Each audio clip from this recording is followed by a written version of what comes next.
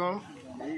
చాకలి ఐలమ్మ పోరాటాలు ఆమె గౌరవాన్ని ఇచ్చిన ఈ రాష్ట్ర ప్రభుత్వానికి అధికారికంగా చేస్తున్న అధికారులకు ధన్యవాదాలు చెబుతూ ఒక మహిళగా ఆనాడు విష్ణూర్ దేశ్ముఖ్ ఎదురుగా పోరాటం చేసి అతని కుటుంబాన్ని కూడా బలి చేసి రైతాంగ పోరాట ఉద్యమంలో ఒక మహిళా శక్తిగా పోరాటం చేసింది.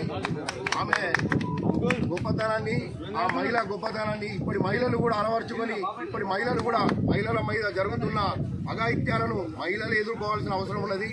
మహిళ కాదు, ఒక మానవత్వానికి జీవం ఇచ్చేది ఒక మహిళ. ఇలా మనం ఈ భూమి మీద ఉన్నామంటే మహిళ ద్వారానే ఇలా మన భూమి మీద ఉన్నాం.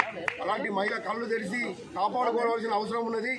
ఈనాడు చరిత్ర కలిగిన చాకలి ఐలమ్మే పోరాటం చేసింది. మహిళలు కూడా వాళ్ళపై అఘాయిత్యాలను వాళ్ళే తిరగబడి వాళ్ళ కాపాడడానికి ఎవరు లేరు, వాళ్ళే స్థిరంగా ఉండి పోరాటానికి సిద్ధం కావాలని చెప్పి చాకలి ఐలమ్మ పోరాట స్ఫూర్తిని అలవర్చుకోవాలని ప్రతి మహిళకు నేను ఈ చాకలి ఐలమ్మ విగ్రహ సందర్భంగా నేను వారికి ధన్యవాదాలు చెప్తున్నాను.